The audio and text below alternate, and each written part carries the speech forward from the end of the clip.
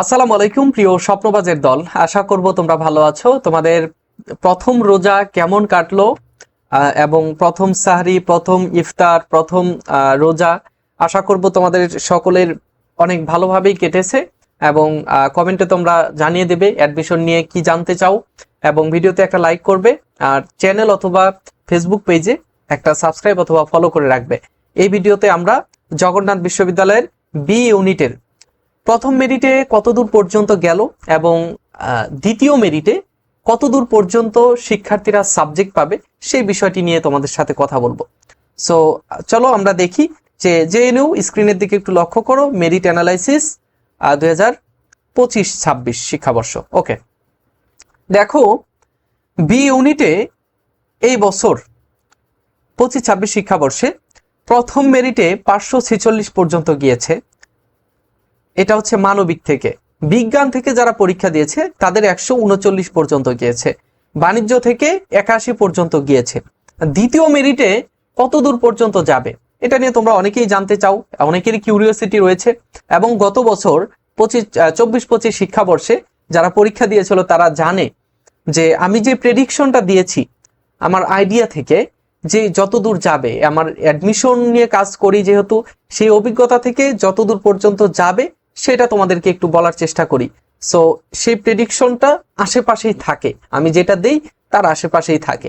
ঠিক আছে, আচ্ছা, দ্বিতীয় মেরিটে মানবিক বিভাগ থেকে যারা পরীক্ষা দিয়েছে, মানবিক শাখা থেকে দ্বিতীয় মেরিটে দেখা যায় যে আমাদের এখানে কিন্তু সিট ছিল 400 কত যেন, তো 546 পর্যন্ত প্রথম মেরিটেই চলে গেছে। অর্থাৎ 150-র মতো শিক্ষার্থী সাবজেক্ট চয়েসই দেয় নাই।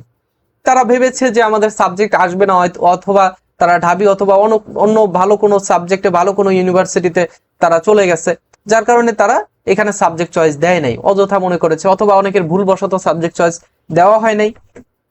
তো প্রথম মেরিটেই কিন্তু একটা খেলা আমরা দেখতে পাচ্ছি যে 546 পর্যন্ত চলে গেছে। সো দ্বিতীয় মেরিটে এখানে 800-র মতো শিক্ষার্থী সাবজেক্ট পাবে। 750 থেকে 800 অথবা 700-র উপরে, 700 থেকে 750-র মধ্যে যারা রয়েছে তোমরা একটু মাথায় রাখবে যে তোমাদের দ্বিতীয় মেরিটে সাবজেক্ট আসতে পারে, এবং সাবজেক্ট আসলেই যেন তোমাদের ভর্তির জন্য যে কাগজপত্রগুলো প্রয়োজন আমি এর আগের ভিডিওতেই বলে দিয়েছি। সো ওই ভিডিওতে তোমরা দেখে নেবে কি কি কাগজপত্র লাগবে, কিভাবে সেটা কোথায় থেকে নিতে হবে, আর না থাকলে সেটার করণীয় কি সেটা তোমরা আমার চ্যানেলে ঢুকে এই ভিডিওর আগের ভিডিওতে তোমরা একটু দেখে নেবে। ঠিক আছে, আচ্ছা, বিজ্ঞান শাখা থেকে যারা পরীক্ষা দিয়েছো, তোমাদের 139 পর্যন্ত নিয়েছে। আচ্ছা, পরবর্তীতে দেখা যায় যে এখানে 139, তো আমাদের সিট আছে হচ্ছে কত দেখলাম, সিট খুব কম রয়েছে। তো আমাদের এই সিটের বিপরীতে 139 পর্যন্ত যেহেতু গিয়েছে, পরবর্তীতে 170-80-র মতো যেতে পারে। ঠিক আছে, সিট যেহেতু কম, 170-80-র মতো যেতে পারে দ্বিতীয় মেরিটে। তোমরা যারা দ্বিতীয় মেরিটে তোমাদের যাদের মেরিট 170 বা 80-র মধ্যে আছে, তোমরা দ্বিতীয় মেরিটে সাবজেক্ট পেতে পারো, এমনটাই প্রত্যাশা করছি। পরবর্তীতে তোমাদের ভর্তির জন্য যত কাগজপত্র প্রয়োজন নোটিশ দেওয়ার সাথে সাথেই 24 তারিখে নোটিশ দেওয়ার সাথে সাথেই যেন বিজ্ঞান শাখার শিক্ষার্থীরা প্রস্তুত থাকো ভর্তি হওয়ার জন্য। ঠিক আছে, আচ্ছা, এরপর হচ্ছে বাণিজ্য বিভাগের শিক্ষার্থীরা, তোমাদের প্রথম মেরিটেই কিন্তু 81 পর্যন্ত চলে গেছে। সো তোমাদের আসন কিন্তু এখানে খুবই কম, তারপরেও 81 পর্যন্ত চলে গেছে। সো তোমাদের পরবর্তীতে দ্বিতীয় মেরিটে কত দূর পর্যন্ত যাবে সেটা যদি বলি, দ্বিতীয় মেরিটে তোমরা 100-110-এর মধ্যে, অথবা 110 থেকে 120-এর মধ্যে তোমরা যারা তোমার মেরিট লিস্ট রয়েছে তোমরা এখানে আশা রাখতে পারো, এবং তোমাদের সাবজেক্ট তোমরা পাবে এমনটাই প্রত্যাশা করছি দ্বিতীয় মেরিটেই। ঠিক আছে, এই হচ্ছে আমাদের মোটমাট আলোচনা। এবং তোমরা যারা এখানে সাবজেক্ট পাবে না, বিজ্ঞান, বাণিজ্য বা মানবিকের যারাই সাবজেক্ট পাবে না, তোমাদের জন্য সব থেকে ভালো সুযোগ হতে পারে ঢাকা সেন্ট্রাল ইউনিভার্সিটি, গুচ্ছ, তারপরে হচ্ছে তোমার ন্যাশনাল ইউনিভার্সিটির ভালো ভালো কলেজগুলো। ঠিক আছে, যেহেতু এই বছর আর ভর্তি পরীক্ষা হচ্ছে না গুচ্ছ, ডিসিইউ এবং এনইউ বাদ দিয়ে, এনইউ ব্যতীত আর কোথাও কিন্তু ভর্তি পরীক্ষা হয়নি, বা সরি হয়নি বলতে শেষ হয়ে গেছে, আর ভর্তি পরীক্ষা হবে না সামনে 25-26 শিক্ষাবর্ষে। তো তোমাদের সামনে রয়েছে গুচ্ছ, ডিসিইউ, এনইউ। সো যারা মানবিক এবং বাণিজ্য বিভাগের শিক্ষার্থী রয়েছে, তোমাদের জন্য আমাদের এই এক্সাম বেসটি তোমাদের জন্য সব থেকে ভালো প্রস্তুতি এবং সহায়ক হিসেবে কাজ করতে পারে। তোমরা অনেকেই আমাকে ইনবক্সে মেসেজ করো, ভাইয়া যে জিএসটি এই যে আমরা পরীক্ষা দিব, আমাদের এই এক্সাম বেস ব্যতীত অন্য কোথাও পড়তে হবে কিনা, অন্য কোনো কিছু লাগবে কিনা। আমি তোমাদের বলে দেই, তোমাদের হাতে যে বইটা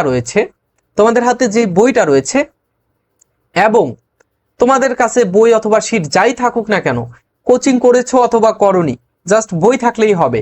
আমি যে টপিকগুলো দেব সেই টপিকগুলো জাস্ট ওই বই থেকে পড়ে নেবে।